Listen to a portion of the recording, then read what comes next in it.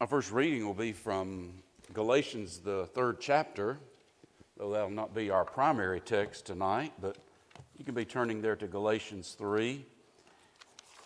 And I want to say something. I appreciate the presence of all and the opportunity to stand before you as always. Something that in James' prayer he was talking about how our normal lives have just been disrupted.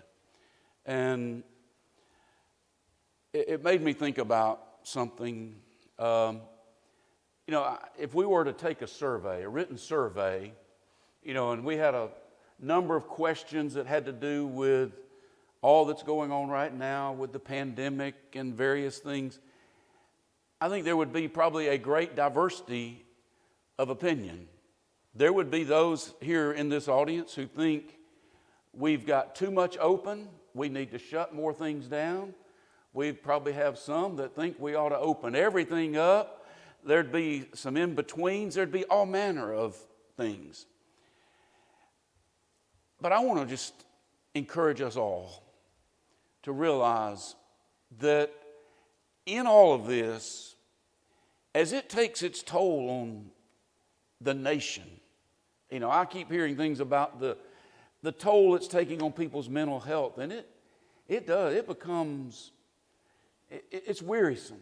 We want to get back to normal. I would encourage us all to keep our faith in God and try your best. And let me say that this is something I don't always do real well at. But do your best to see this as an opportunity to let your light shine, to be different from those around you that are in despair. I believe that God will ultimately, He is in control. And as we look this morning in Acts 4, let's continue to pray to the God who made heaven and earth, the sea, and all that are in them. And let people see that that's where our faith is. That we not become overcome by this. Galatians, the 3rd chapter, verse 24 says, "Therefore, the law was our tutor to bring us to Christ, that we might be justified by faith. But after faith has come, we are no longer under a tutor." He said the law of Moses, clearly in this context, was a tutor to bring us to Christ, and we're not under that same tutor anymore. We don't live by the laws of the Old Testament, but the Old Testament has so many great lessons for us. And I want to go back, and I'd like for you to turn your Bible to 1 Kings 11 and look at some lessons tonight from a period that if you're keeping up in the auditorium class, and by the way, if you're not normally in the auditorium class, these things are still available. Anybody's welcome to be listening and studying along with us. And this will be material we've looked at in the classes.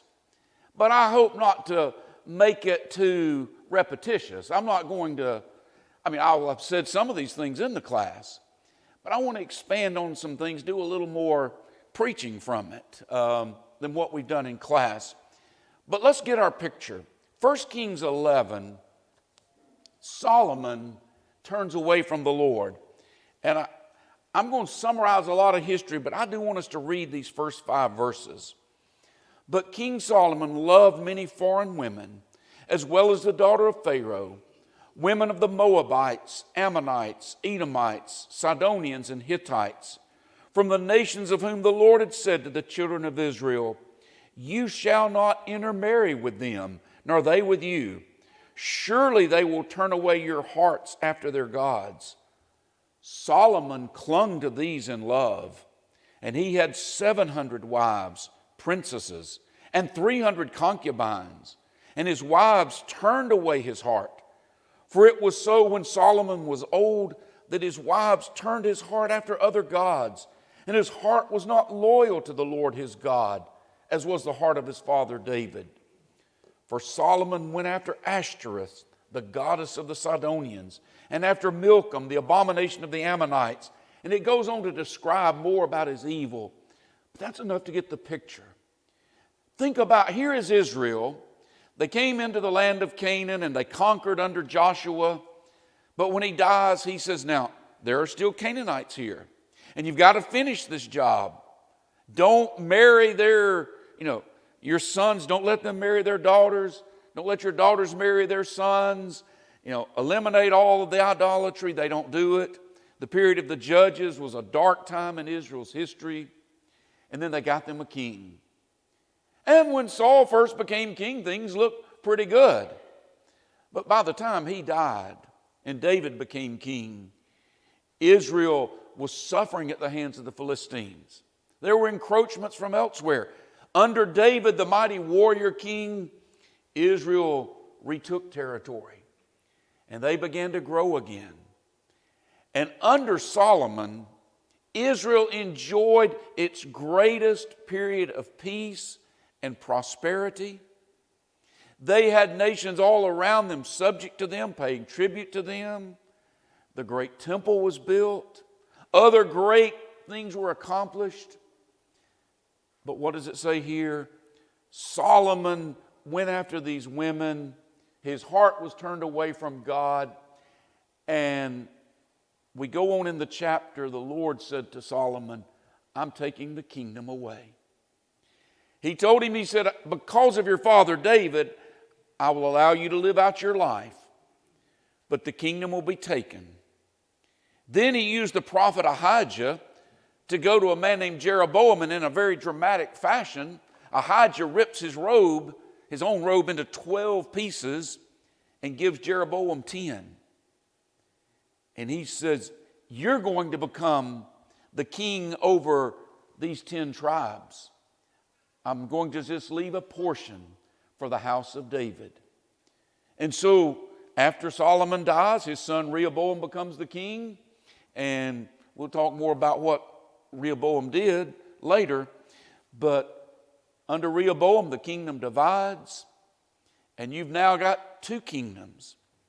The name Israel now no longer refers to all 12, but just to the northern portion. And Jeroboam was told by the prophet Ahijah, if you will be faithful to me, to the Lord, obey the commandments of the Lord, I'll build for you an enduring house. And yet it seems almost as soon as he became king, he said, I can't let my people be going down to Jerusalem to worship the Lord. And so he built golden calves. He put one in the far north at Dan. He put one in Bethel, which was almost on the southern border. And he told them, it's too much for you to go to Jerusalem. So worship here. He instituted a new worship. And in chapter 13, you have a story that's just incredible in so many levels. A man of God, which is another name for a prophet, was sent from Judah to Bethel, and he cries out against the altar that Jeroboam had built. Jeroboam says to arrest him, and you can just picture Jeroboam points over to arrest him, and it said his hand withered, and he couldn't even draw it back in. And he asked the man of God to pray for him. He was healed. But this man of God had been given a very interesting instruction. The Lord, when he sent him up to cry out against the altar at Bethel, to denounce this new worship of Jeroboam and Israel, he said, you don't eat or drink anything there. You don't even come back the same way. And so when Jeroboam the king invites him home, this man of God refuses. He says, I was told, don't eat or drink here. Go a different way. And he set out a different way. And there was an old prophet at Bethel. And this old prophet heard about it. And for whatever reason, he told his sons, he said, get my donkey ready. And he went out and he caught this man. He caught up with him because he had stopped and was resting underneath a tree. And the old prophet told him a lie and said, an angel of God's appeared to me and said, you're to come back to my house. And he went back, he ate with him. And then the old prophet who had been lying to him became a true prophet and said, "You're going to be killed." And he was killed by a lion and perished because of that. There's a lot more of story we could cover, but the one last thing I want to make mention of is because of Jeroboam's sin. After he had reigned for, I believe it was 22 years, his son Nadab became the king. And he reigned for 2 years. And the entire family of Jeroboam was wiped out. A man named Baasha conspired against Nadab, killed him, killed the entire family of Jeroboam because he didn't listen to God. Now, there's a lot to learn from this, but I have just a few lessons I want to give you. One of them, and I think one that, to me, you just start at Genesis and you go to the end of the Old Testament. One of the things the Old Testament is trying to tell us is sin has consequences. I mean, isn't that what 1 Corinthians 10, when Paul used Israel in the wilderness, that sin has consequences? With many of them, God was not well pleased, and their bodies fell in the wilderness. Galatians 6 puts it this way: we reap what we sow. If we sow to the flesh, of the flesh we reap corruption. If we sow to the Spirit, of the Spirit we reap everlasting life. Think about this time. Solomon, when he became king, God appeared to him. And God asked him, said, "Tell me what you want." And Solomon said, "I'm young, I'm inexperienced, I'm not really capable of leading this nation the way it should be. Please give me wisdom." And God said, "I'm going to give you that wisdom." But he said, "Because you didn't ask for riches and the life of your enemy," and he said, "I'm going to make you wealthy too. And I'm going to give you great honor." You know, a lot of people, if they'd been told, "Ask anything you want," they'd ask for that. Well, Solomon got wealth. He was famous. Remember the Queen of Sheba coming to see him? He had all this wisdom. And when you looked at it, if you were a strictly human author writing the story of Solomon's reign, you might note here or there was a problem. But by and large, it would be the golden age of Israel, you would call it. But what does he say there in chapter 11? That Solomon took many wives. The ones, verse 2, the Lord had said to the children of Israel, "You shall not intermarry with them, nor they with you. Surely they will turn away your hearts after their gods." He was disobeying what Deuteronomy 7 specifically said not to do. It never references Deuteronomy 17. But if we've read Deuteronomy 17, long before they had a king, he said, when you have a king, he is not to multiply horses for himself. Well, Solomon built up the cavalry. He became a horse trader. He was kind of functioned almost as the middleman between Egypt and the Hittites with horses. It said he's not to greatly multiply wives. He didn't give a strict prohibition of polygamy, but I think by anybody's definition, 1,000 would be greatly multiplying the wives.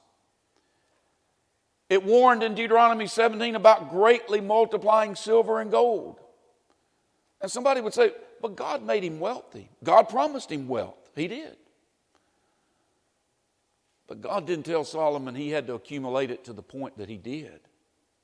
Where it would, and I'm sure it's hyperbole, but it would say that silver was no more valuable than the rocks in the street. He had so much gold. Things looked good though, didn't they? It caught up with him.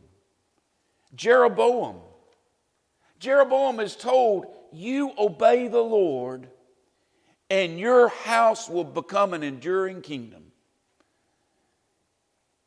It lasts 2 years after his death because he didn't listen to God. Why is sin so popular? Why is there so much sin in the world? Well, sin often brings pleasure. I mean, if there were no pleasures associated with sin, it would be easy to eradicate it.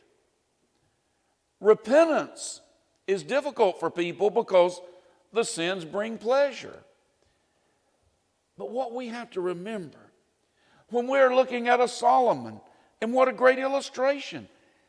Outwardly, things look great. But God was seeing, and as his heart turned away, God said, the kingdom will be taken from you. It doesn't matter if we're talking about lying, sexual sin, covetousness, neglect of our family, whatever it may be. There's a cost. Sin catches up with us. Oftentimes in this life, it may appear for a time to be working well. And I would say with Jeroboam, a lot of righteous people moved out of Israel, but he didn't lose the kingdom. He held on to Israel. Was it working? I suspect in his mind he thought those golden calves were working the way he thought they would work. Solomon, he had all that glory for Israel.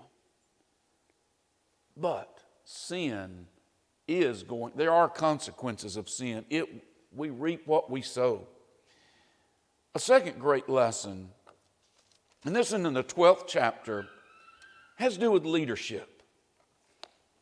When Solomon has died, the people had sent down to Egypt to get Jeroboam. And, so obviously there's a little bit of time that passes in this. But they go up to Shechem, and Jeroboam speaks on behalf of the people, verse 3. And says in verse 4, your father made our yoke heavy.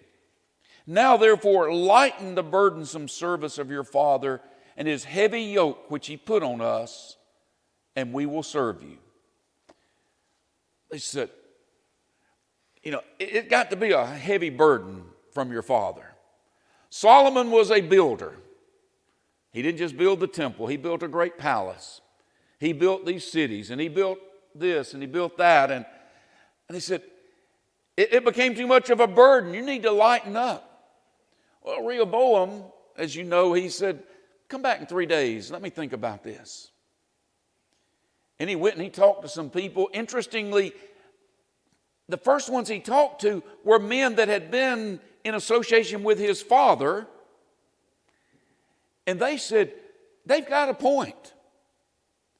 Lighten up a little bit, You would think they'd be saying, hey, don't, no, they don't try to defend Solomon. They said, lighten up. But then there were some younger men. And let me tell you, they weren't real young men. So they'd grown up with Rehoboam, who's 41 at this time, so they were old enough to know better. They gave him some different advice, and he took their advice.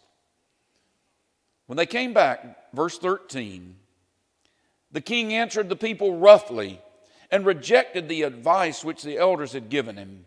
And he spoke to them according to the advice of the young men, saying, My father made your yoke heavy, but I will add to your yoke. My father chastised you with whips, but I will chastise you with scourges. You ain't seen nothing yet, is what Rehoboam said. You think my father was a boss? You just wait till I start ruling, and I'm going to show you. And their answer basically was, to your tents, O Israel, and the kingdom was divided. Now, somebody said, but wasn't it God's plan that the kingdom divide? Sure. But it wasn't God's plan that Rehoboam be foolish. That was a choice he made. Leaders in every area of life have to lead. That's what leaders are. They're people who have to make some decisions. They have to lead. But it doesn't matter if we're talking about, elders in the church or preachers who have a certain, maybe, I don't know if it's exactly leadership, but influence. If it's parents, if it's somebody who is a boss on a job, we need to understand that you can be a Rehoboam. And sometimes you can get away with it for a little while. But it won't last. The New Testament, here's an illustration of it. Matthew 20. What were the words of Jesus? He said, verse 25, you know that the rulers of the Gentiles lord it over them, and those who are great exercise authority over them. Yet it shall not be so among you. But whoever desires to be great among you, let him be your servant.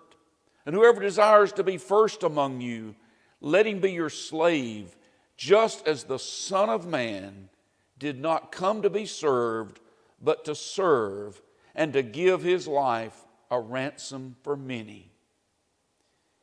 Who is he talking to here? He is talking to the apostles, the men who would lead the church in its earliest days, who I would say are still the leaders of the church through their writings. He said, don't be like the Gentiles.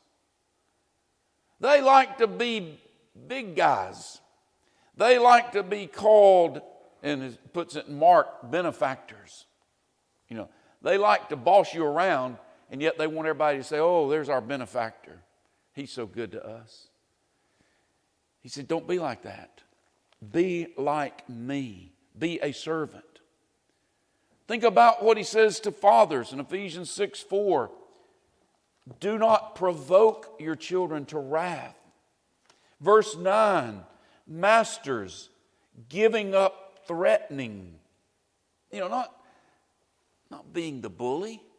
Elders, 1 Peter 5:2-3, not being lords over the flock. If you're in a position of leadership, don't be Rehoboam. Lead people, with caring and concern. That doesn't mean everybody's going to like every decision you ever make. And sometimes authority has to be asserted. But don't be a Rehoboam. And don't be a Jeroboam either. Jeroboam made his own religion to serve his purposes. Look at chapter 12, verse 26. And Jeroboam said in his heart, now the kingdom may return to the house of David. If these people go up to offer sacrifices in the house of the Lord at Jerusalem, then the heart of this people will turn back to the Lord, to their Lord, Rehoboam, king of Judah, and they will kill me and go back to Rehoboam, king of Judah. The prophet Ahijah had said, God's going to build for you an enduring house. Jeroboam said, no, if they go to Jerusalem, they're for sure they're going to flip and they're going to go back and serve Rehoboam. And so he builds his own worship. He makes the golden calves at Bethel, at Dan. He built other shrines. He made people priests who were not Levites. Set up a new feast day. Why does he do all of that? Because it suited his political purpose. Religion was bent toward what he needed, what he wanted. And I would offer to you, when he builds these golden calves, he is not telling the people, I want you to turn away from the Lord, the God of Abraham, Isaac, and Jacob. He wants them to think they are still worshiping the God of Abraham, Isaac, and Jacob. This is worship of the Lord, of Yahweh. It's just corrupted. It's corrupted to serve Jeroboam's purposes. And in reality, the same thing happens today. People don't build golden calves. But the church, for most people, they're looking, what do I need? Well, I need to find a place that's got a lot of activities for my children. Or I need a place where I can have social interactions. People choose places of worship based on they've got a good band. Their performance is good. And it's so easy to us to make religion. We're not worshiping Baal. We're not worshiping Milcom, the goddess of the Ammonites. But we just slowly, carefully twist it to where it's where we become comfortable with it. God in His Word, if we truly, truly drink it in, if we truly allow it to be that which shapes our lives, it will make us uncomfortable at times. It will, as we say sometimes, step on our toes. If we don't ever find church, as it were, coming to worship, if we don't ever find it making us a bit uncomfortable, then maybe there is a complete failure in what's being preached and what we're doing. Because we need to be made uncomfortable. I mentioned, I think Jeroboam would have probably thought that his golden calves were working.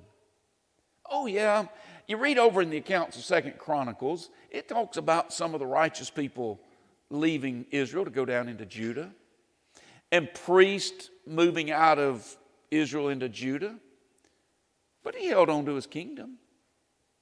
He didn't lose it. And sometimes churches today, and I don't want you to think I'm exempting churches of Christ from this. As long as we see good numbers, we judge attendance, contribution, it's working. Well, I want to see attendance going up. I want to see, every number on the board represents a soul. If these are people who are becoming disciples, who are interested in truth, that's a great thing. But sometimes what we've done is we've built golden calves to bring people in. Let's be careful of that.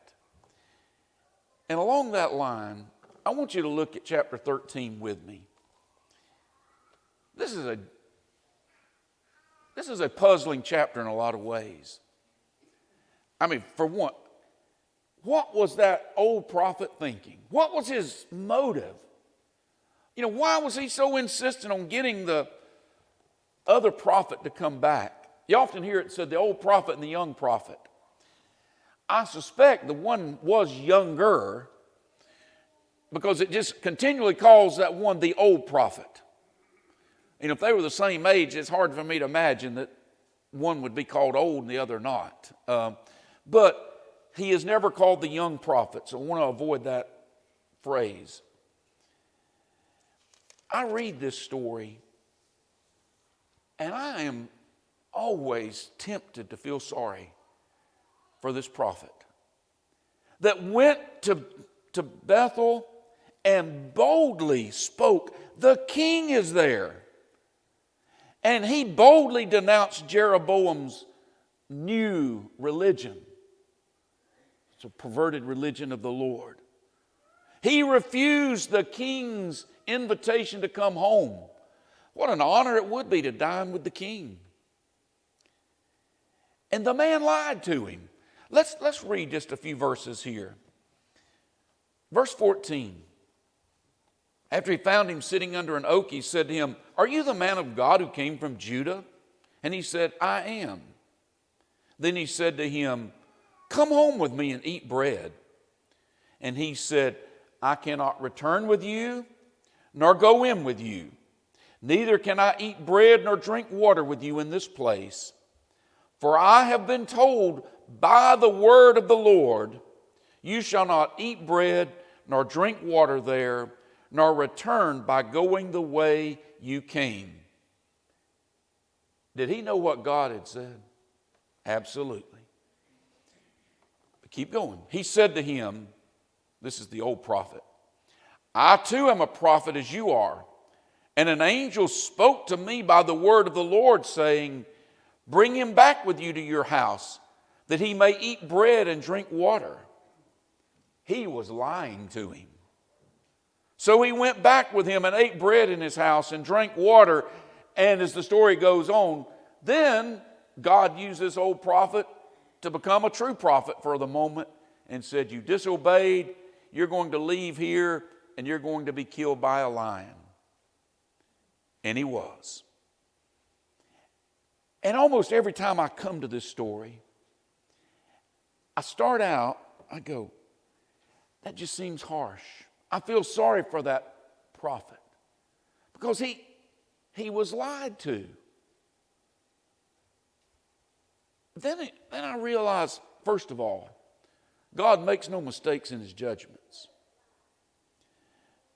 But secondly, and this is what's most important, this man knew exactly what the Lord had said. He told it to Jeroboam. He recounted it to the old prophet. And without any investigation, without any going back to the Lord to say, Lord, this man says you've changed your mind. Is that true? No. Man says, come eat and drink. Okay. He believed a lie. Why did he believe a lie? Well, he didn't have the spirit that we would read about in Acts 17 of the Bereans, who would search the scriptures daily to find out if these things were so. 2 Thessalonians 2 sounds a warning, and it speaks of some things I don't fully understand. But it talks about a strong delusion coming upon certain people. Who? Those who did not receive the love of the truth. And let me just tell you, the love of the truth is offered to everybody. Some people just refuse it. And they believe the lie. Do we love the truth? I mean, really want the truth more than convenience? Are we willing to change? Through the years, I've seen too many Christians fall for the lies of this world.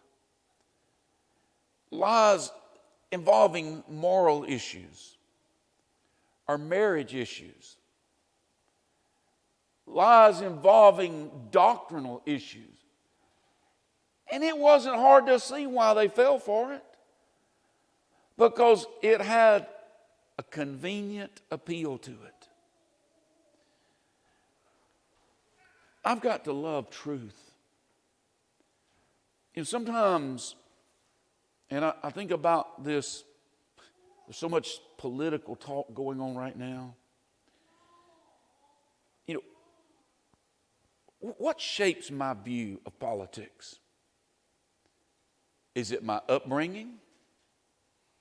Is it my friends? Is it my portfolio? My 401k? First and foremost, any view I have of the political realm ought to be shaped by my knowledge of God and His Word. It ought to be shaped by the realization that I am a citizen. Before I'm an American, I'm a Christian. That ought to be the way it is. Is that always the way it is? Sometimes we get caught up politically, culturally, and we start looking for justifications in the Bible instead of allowing our view of culture and politics and science and everything else to be shaped by the knowledge of God. We've got to love the truth. Loving truth is easy to say, but it's not always easy in practice. Because truth, it has a way of demanding of me things I don't always want to do. Asking me to do things that I'd rather forego. To make sacrifices I wouldn't want to do. I've got to love the truth. Not be fooled by some lying prophet. The last one, I'm going to put it on a positive note. Leave a good legacy. When I was typing my notes, I did it as a question, what legacy are we leaving? Thinking about Jeroboam. Israel, as a divided kingdom, would last for about 210 years. During those 210 years, and you probably knew this before if you're in the auditorium class, you've heard me say it in that, but you probably knew it beforehand. When it comes to kings of Israel and Judah, Judah had some good kings, but with Israel, you never have to ask yourself, is this a good king or a bad king? You always know it's a wicked king. They did not have one righteous king. They had some that were worse than others. But the one thing that would always be said is, even if it would say, he didn't commit wickedness like so and so, but he committed the sin of Jeroboam. He continued in the sin of Jeroboam. Those golden calves remained a snare to Israel for 210 years. Even after his family's wiped out. And I've thought about that is, I know every generation can, should, must make their own choices about good and evil. And yet, we all need to realize our lives impact others. Our lives impact children, grandchildren. And oftentimes it extends beyond our families. We can leave a good legacy. We can leave an influence that is for good. Or we can be like a Jeroboam. You know, let's lead lives that, yes, they will be imperfect. And, you know, I've come to realize that long after I'm gone, well, not long after I'm gone, they'll be completely forgotten me. But, you know, for some time after I'm gone, family, friends, they'll sit around and they'll laugh about some of my quirks. You know, I don't have as many as some people, though. You know, I heard you laugh there.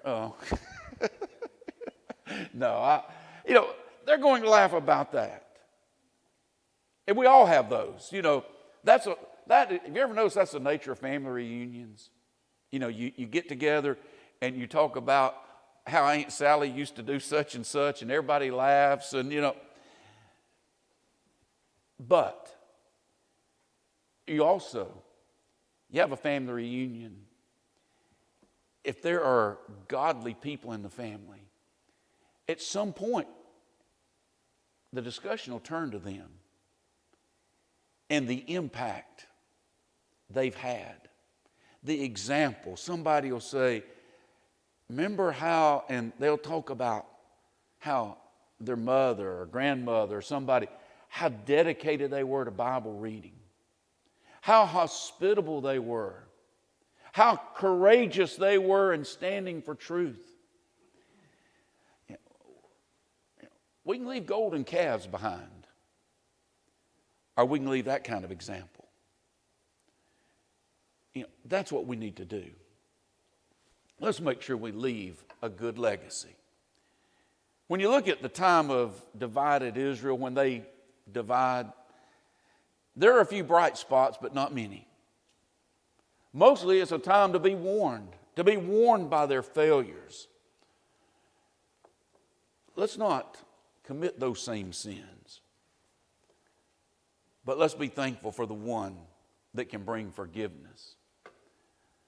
The song that Mark's going to lead us in, and I appreciate Mark a lot because he can take a little joke every now and then from me. And I rarely do it, do I?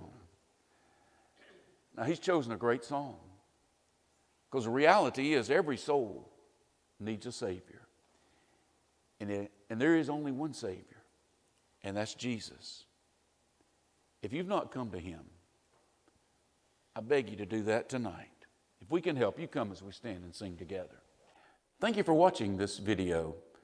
We're glad that you have found our channel, and in fact, while you're here, we would encourage you to subscribe to the Jones Road Church of Christ channel. We have several videos already up, and we believe you'll find these to be true to God's Word, helpful to you in your journey toward God. And if you have any questions, please reach out to us and let us know how we can help you.